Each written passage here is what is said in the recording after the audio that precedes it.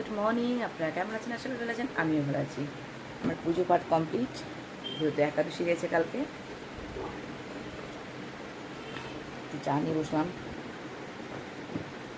ছেলেকে দিলাম, সব কাজ কমপ্লিট। রান্না বসেছে আমার ছেলে 8টার বেরিয়ে যাবে আজকে বলছে।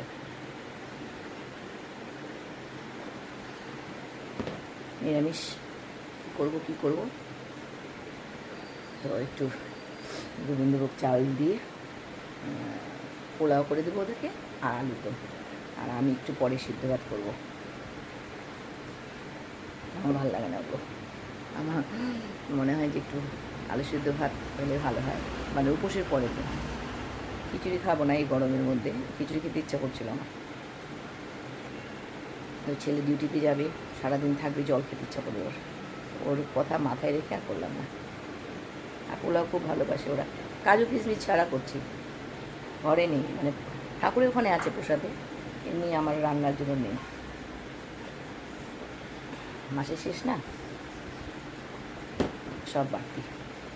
তো যাই হোক, এইভাবে আজকে দিনটা পার করে দিই। রাখছি, পরে দেখা হচ্ছে। টাটা।